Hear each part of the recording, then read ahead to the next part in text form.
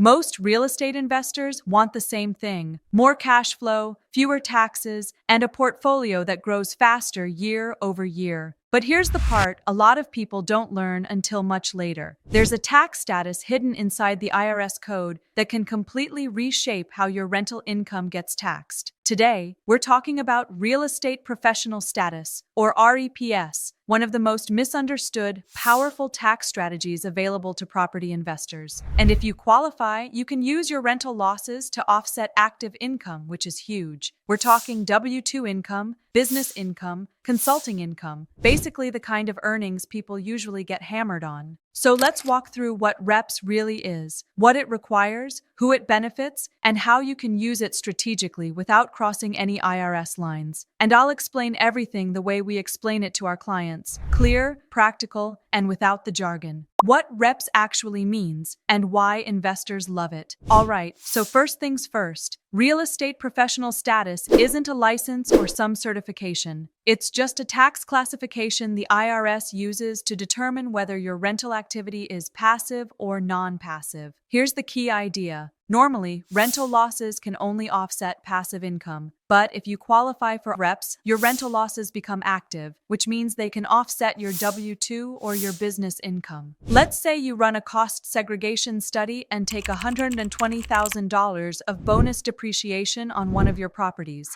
If you don't have REPS, that loss might just sit there and carry forward. But if you do qualify, that $120,000 can wipe out your other income. That's why REPS is such a big deal. It turns depreciation, which everyone already gets, into a much more flexible tool. The 2 IRS tests you must pass. To qualify for REPS, you have to meet 2 very specific tests. And yeah, they're strict, but they're also completely achievable if real estate is genuinely part of your day-to-day life. 1. The 750-hour rule. You need at least 750 hours per year working in real estate activities. This includes things like managing tenants, lease negotiations, reviewing repair and maintenance needs, meeting with contractors, overseeing renovations, doing due diligence on acquisitions, bookkeeping connected to your rentals. So basically, real hands-on work, not passive tasks, and definitely not thinking about your rentals while driving to work. More than half your working time must be in real estate. This part is super important. If you're working a full-time job outside real estate, like 2,000 hours a year, it's really hard to qualify personally. The IRS looks at your total work hours, not just your real estate hours. But here's the good news. If you file jointly, only one spouse needs to qualify for the entire household to receive the benefits. That's where REPS becomes incredibly powerful for couples. REPS plus cost segregation, a game-changing combo. Okay, now let's talk about the part where everything comes together. Cost segregation breaks down your property into components that depreciate faster, things like flooring, cabinets, lighting, and exterior improvements. Then, bonus depreciation lets you write off those items immediately. Those huge deductions only offset passive income,